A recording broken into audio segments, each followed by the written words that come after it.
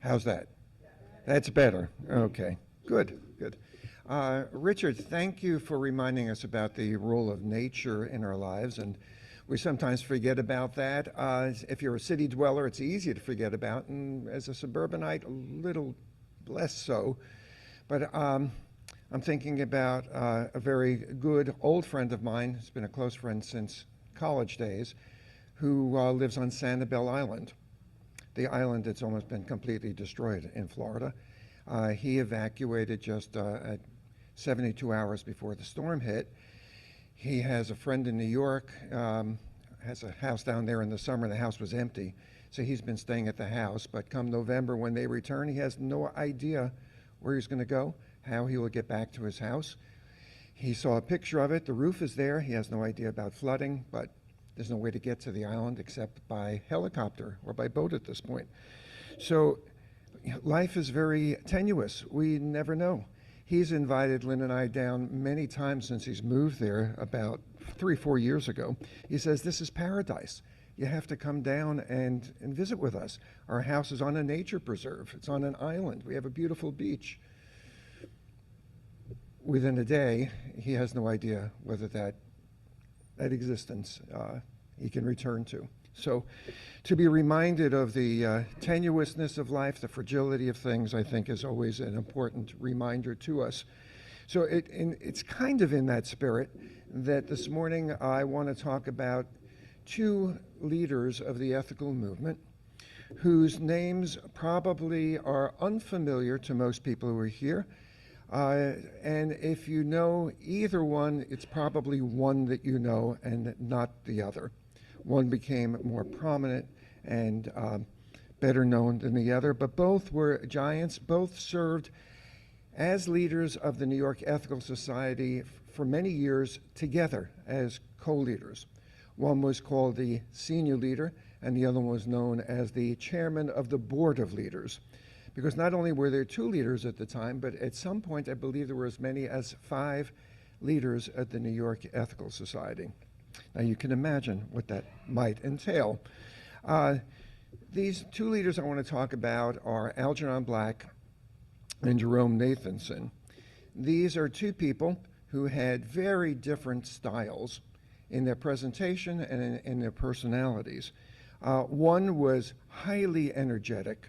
He was really a dynamo, not very tall, very compact, and really, when you met him, it was like the energy exuded from him. The other was more the assured scholar, who was a little bit sterner. I wouldn't call him aloof, he wasn't that, but he certainly was not as charismatic as Algernon Black was. Algernon Black was the one who was the dynamo, and Jerome Nathanson was different. I would call Algernon Black the romantic, and I would call Jerome Nathanson the intellect. Both two aspects that are really important for all of us, and it's very few people who can embody both. The two of them each embodied different elements here. So I want to begin with Algernon Black. He was called the senior leader. And that came about because with two leaders, both very prominent, they had to find some way of distinguishing between the two. And since Algernon Black had been there prior to Jerome Nathanson, he became the senior leader. I knew them both. I began my ethical leadership in 1968. At that time, both of them were really in the prime of their ethical leadership. They had begun generation before, and both continued for a generation afterwards. So when I entered ethical leadership, these were the two most prominent, the most dominant, very strong personalities, both of them. So I begin with Algernon Black, and please excuse me if I refer to him as Al throughout this talk. That is how I knew him, that's how I related to him, and it really was how most people related to him. He was approachable that way. He was really Al. He was Al Black. So I would describe him as having the temperament of an actor. He was all heart. He was poetry in action. and he had the presence of somebody who was on stage, a theater person. But primarily, he was a storyteller in his presentations to the public. He came across that way as being charismatic and really engaging, the way somebody who was a wonderful actor is. He told stories, and he told stories to both adults and children. When he came to speak at our society, which he did probably maybe no less than every other year for many, many years, the last I could remember him being present at this society, he got up on the stage. I think by that time we had taken the podium and put it on the floor. It had begun on the stage. We moved it down to the floor. So I can remember Al coming here, and when he spoke, he left here, went up on the stage, and walked back and forth. I don't know if anybody here was present at that time. He walked back and forth on the stage as he continued to talk with such energy and with kind of poetic simplicity. I don't remember the details of his talk, but I do remember sort of a general outline. And the outline was, he said, "I have 5 things I want to tell you." And he would say 1, and he'd walk back across the stage and go, "Here's the 2nd, and here's the 3rd. He was brilliant that way. He was memorable.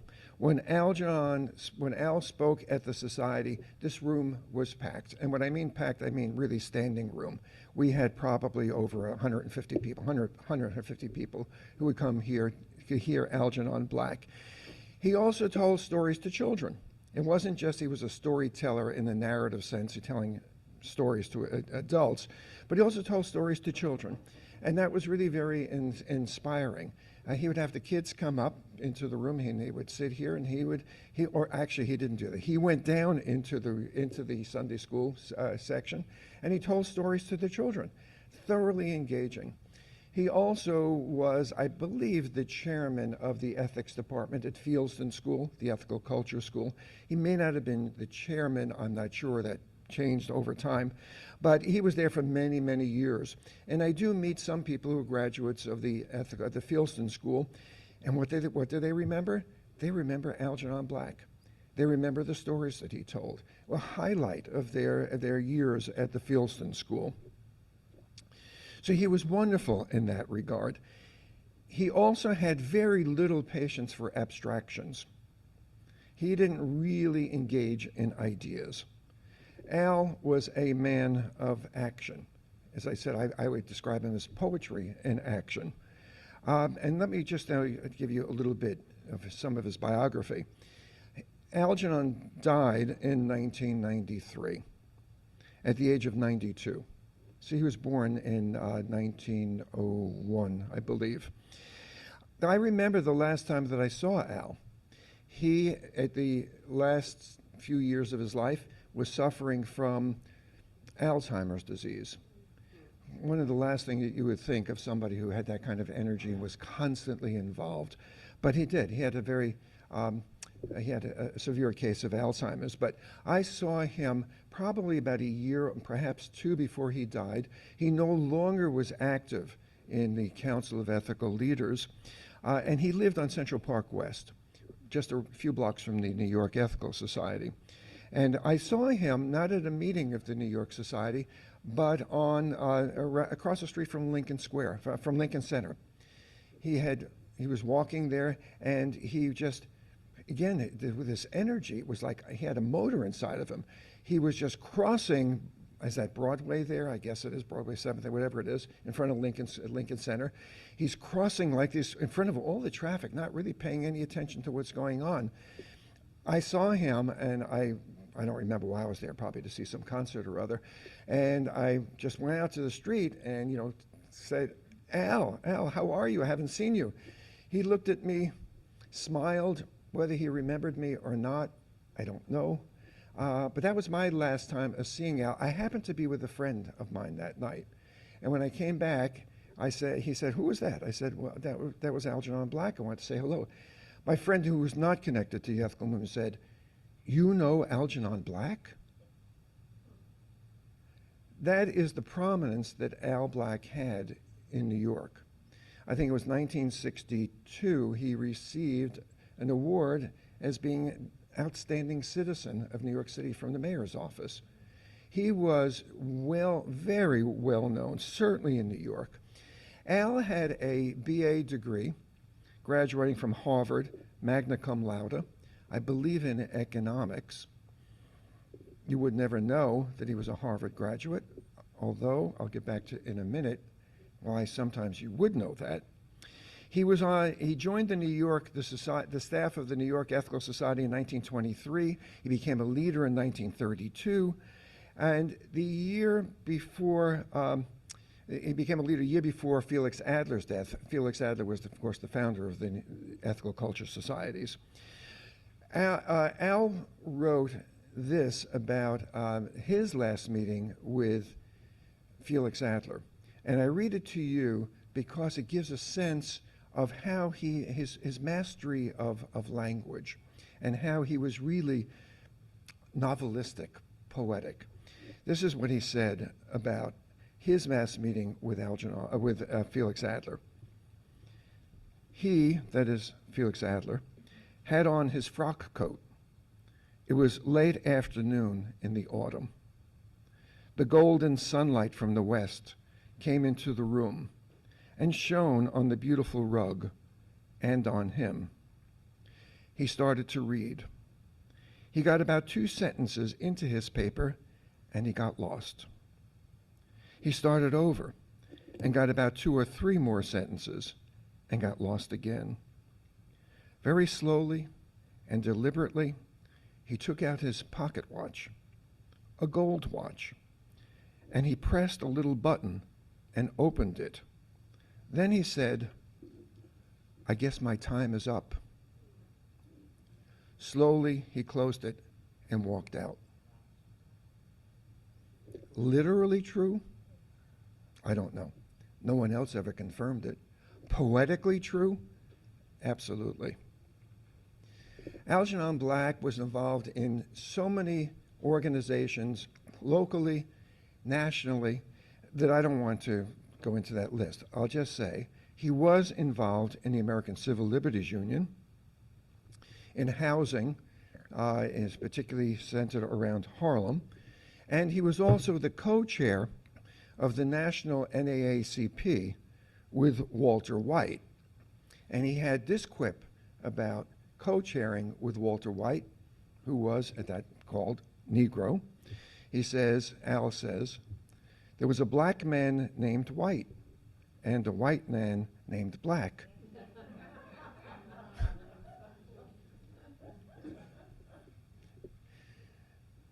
The New York Ethical Society broadcast on WQXR on Sunday mornings for many, many years, the second, fourth, and fifth Sundays of each Sunday mornings of each month. But Al also had other radio programs on WHM, on WMCA, and in WBAI. He was so successful that when I often officiated at weddings or at funerals where I encountered lots of people who were not members of the ethical movement and then knew that I was, because I introduced myself that way, they would say to me, "Oh, I know about the ethical movement. That was founded by Al Black, right?" That is how people thought of it. They heard him on the radio, and the radio broadcasts on WQXR Sunday mornings, 2, sometimes 3 times a month, was the major outreach that the ethical movement probably ever had. It reached who knows how many thousands and thousands of people on Sunday mornings, far more than ever occupied our buildings.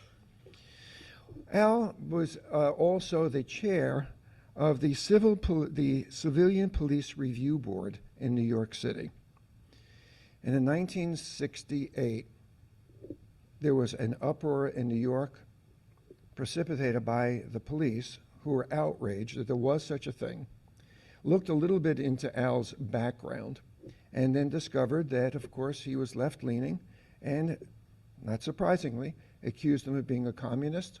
And a communist was now ahead of the Civilian Review Board, and the review board was dismantled. I want to play to you an audio clip where Al is talking about some of his experience on the Civilian Review Board. You could hear his voice and you could have some sense of his presence.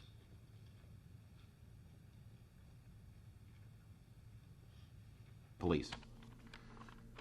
Well, if you read the introduction, Bill, you know that I was chairman of the Citywide Citizens Committee on Harlem back in 1941, before the war. And for 7 or 8 years, a group of about at least 300 citizens of New York worked on bettering the condition of black people and trying to help relieve the tensions and improve relationships in the city. And this is before there was a civil rights, there was a Human Relations Commission in the city, and Mayor's Committee for Unity. You know. Yes. It was a breakthrough at the time, and we won quite a number of gains, but it was nothing compared with what needed to be done. And it'd almost make you weep if you were to read the programs that I've been doing this last summer that we recommended for the schools, for example, for the police department, and for each one of the areas of concern. This is something that's been going on for a long time. Oh, yes, sir. And some of us have worked on parts of it. In fact, we worked on the housing end from the end of the war on because we knew there would be need for new housing. Housing had not been built during the war. The government would have to be part of it, and the government couldn't be part of the segregation and discrimination of the past. But the section on police is interesting there, and I suppose it was because of that previous experience and the fact that I was invited down by Herbert Brownell and your screening group to be considered for the Police Review Board, that it was a fascinating experience for a civilian, a person who's been a social worker and a teacher and a religious leader in this town, to become part of a group that could see the police problem in a different perspective. Now, of course, many of the innovations of your civilian complaint review board, I started to say civilian-oriented complaint review board, have been maintained by the present review board. Isn't that true? Yes, yes. So that today we've got a police review board, which does have some civilian orientation still. Well, one of the interesting principles involved here, and I think there was a certain... Okay, there is a link for it, and you could listen to the entire radio interview. I was going to play a little bit longer, more of that, but I do see, in the interest of time, perhaps we shouldn't listen to the next 2 or 3 or 4 minutes of it, but it's an interesting interview. When he spoke, this was an interview, so it wasn't when he was doing his own broadcast, or it wasn't when he was on the platform by himself. You really felt that he spoke directly to you. He was charismatic, he had a very soothing voice, but there was also another part to him, which was, I think, revealed through this little anecdote or illustration. The week that Al was going to be speaking, giving an address, and it was once a month, so he gave, 10, 12 original addresses every year, and they really were original. And I said he was a storyteller. He had to have the appropriate story. He had to find the right anecdote. So if you happened to be at the New York Ethical Society, and Al walked in that week he was going to speak, and you happened to get into the elevator with him, he would say, wow, this is such an interesting story. I need to tell you, I just came across the story. He would try out his anecdotes on you. And you thought, oh my, he just came across this interesting thing that happened to him. No, it wasn't. It was all practice. He would practice on people. Or, put it more harshly, he would sometimes use people for his own purposes. That was, along with the charisma, also came a kind of self-absorption. He was so well known, so all of those things I described. There was also being very full, very full. He also sometimes was critical of things that in retrospect he was wrong about. One was when he came into this building and he saw in our program that from 10 to 11 we had a meditation session that was led by Sophie Meyer, who then was president of our society and president of the American Ethical Union. Sophie was teaching and leading meditation sessions on Sunday morning. Al saw that, and he says, I can't believe you're doing that. What are you doing? This is all navel gazing. This is all New Age stuff. He was, if he had hair, he would have been tearing it out. The other thing I remember was at one of the council leaders meetings, I think it may still have been called the Fraternity of Leaders at the time, something came up around gay rights. I don't know if it was the Stonewall riot or not down in Greenwich Village, but there was some discussion at the leaders' meetings about gay rights. And Al turned to the rest of us and he said, "Yeah, how would you like it if one of your children was homosexual?" That was the end of his discussion about gay rights. Now, getting back to his Harvard credentials, which he never touted out loud, except when he would get dressed and would be wearing his suit and his suit jacket, he had his Phi Beta Kappa key from Harvard very prominently displayed on his suit jacket. I want to talk next about Jerome Nathanson. The two of them were co-leaders. As I said, Jerry was the leader, the chairman of the New York Society Board of Leaders, and he was as equally passionate about social change as was Algernon Black, but from a different standpoint. Whereas Black was, as I describe him, Jerry was really the philosopher. He was the intellect from the platform. Jerry had a BA in honors from Cornell and an MA in philosophy from Columbia University.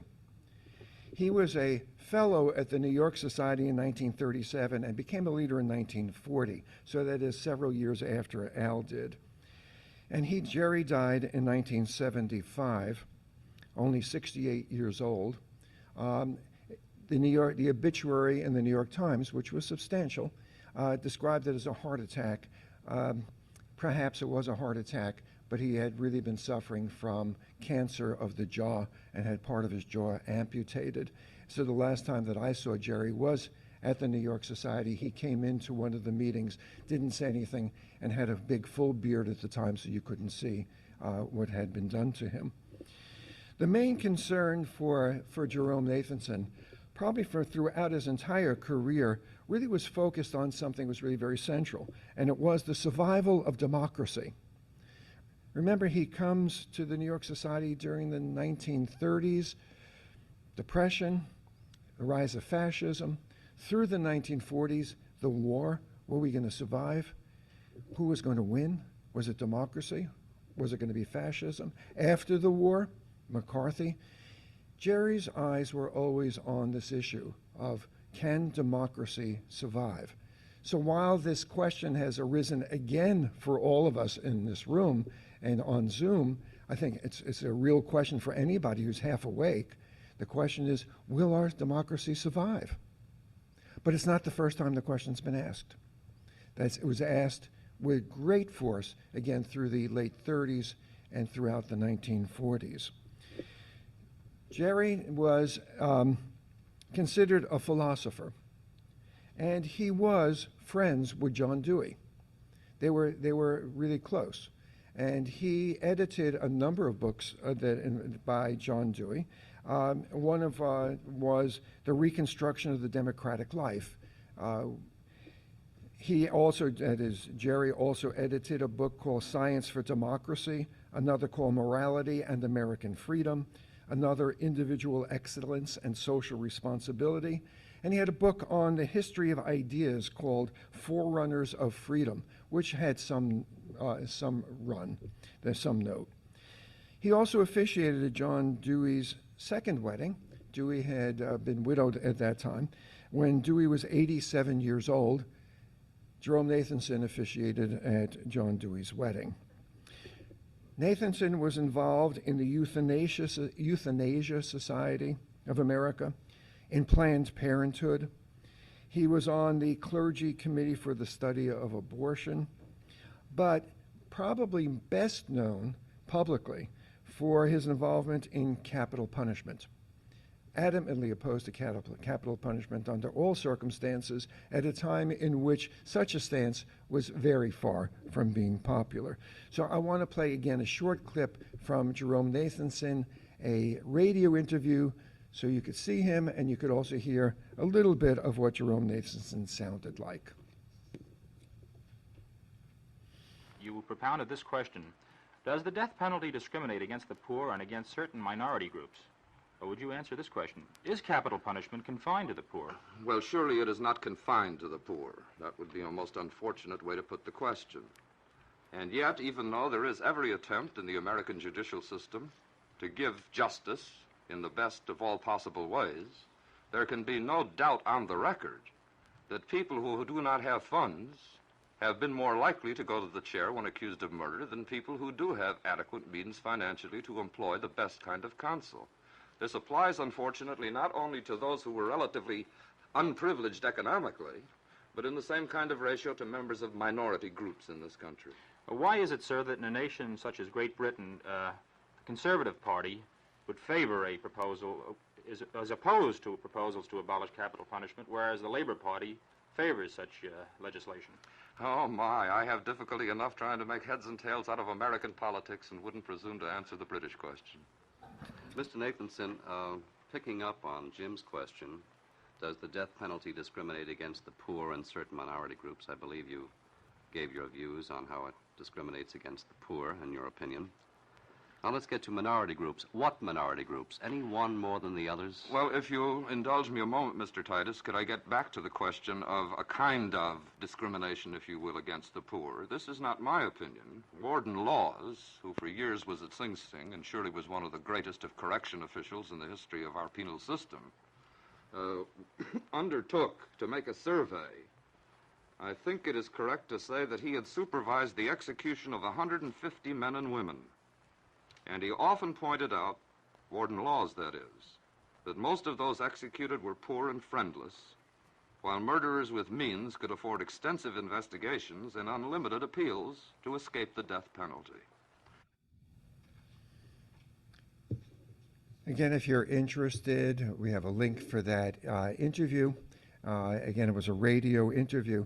What's extraordinary about both of these interviews, I find, in the responses, is they're completely rehearsed.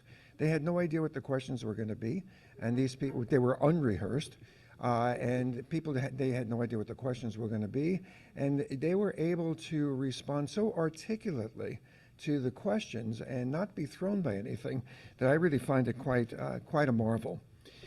Now, Jerome Nathanson, I did have a radio show, maybe more than one. The only one I'm aware of was on WBAI. And I know that one because it was, I think, in 1969 when I had first begun as an ethical leader. He asked me to be on the radio show. He wanted to interview me. I had been in the Peace Corps. I guess he found my background interesting, and he had some questions about that. And then I don't remember what he asked me about being an ethical leader. And I responded by saying, well, I find that this job, and he interrupted me. He said, "This is not a job, young man." He had no trouble criticizing people in public. Jerry was somewhat of a pedant. That, he wanted to make sure that everything was correct. And well, I looked up later what the definition of job and profession. Of course, he was talking about being a profession, not a job. However, didn't have to scold me in public that way, but he did. Both Jerry and Al were very passionate people, and one of them you could love, and the other one you could admire. But I don't think it was possible to love the one that you admired or admire the one that you loved. They were really so very different. One was the consummate storyteller. The other one was the excellent teacher. Black had the actor's stage, while Nathanson had the lecturer's pulpit. Very different styles. Now, I just want to take a step and put this into a larger context as I move away from both of these men. Both had their limitations, and those limitations in some ways got played out in the ethical movement. But it's important, I think, to ask, what was this all based upon? Was it strictly social action for the sake of social action? Was it doing good in the society just to make changes in society that were good? I don't think so. Felix Adler had said that a good society was found by making good people. You could not simply make a good society and have it built upon people who also were not good. So it was not good works alone, but the works that elicit the goodness in people. It's a slightly different concept. It isn't the outcome per se that is the primary goal or the only goal. It is also how you get there, and it's who helps you to get there, and what happens to you as the helper along the way. Good people are made in the relations that they have. So social action is the interaction of people who seek to bring out the best in one another. Our social action must issue from people who are remaking themselves in the process of reconstructing society. Social action doesn't stand alone, but must rest on a clear philosophy that recognizes the worth and dignity of each person, and that worth and dignity is born in the quality of the relationships that we have. So at the Ethical Society here in Garden City in Long Island, we must have programs that aim at social justice, for sure. But equally important, and some might even argue more importantly, we must also have programs that educate the human heart, that the aim of all of our efforts is to make better people through the interaction to create a more just and caring world. We are, in the final analysis, a religion of relations. We become our best selves through our interactions with others. We are interdependent, and our lives are lived in reciprocity. The personal and the social must go together because our individual selves are constantly made and remade in communion with others. It's a way of living. So this is the ethical ideal upon which ethical culture was founded. And I'll just give you Adler's last written statement. It is the transformation of human relationships.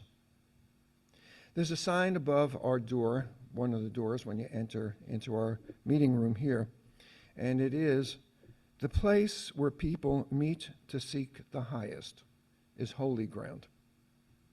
So whether that's here in this room, whether it is in your bedroom or living room, or in the supermarket, or in whatever organizations you're involved with to bring about social change, it is always to seek the highest with other people. No one is better than anyone else. No one is less than anyone else. And we all become better together through that common, reciprocal, and cooperative interaction.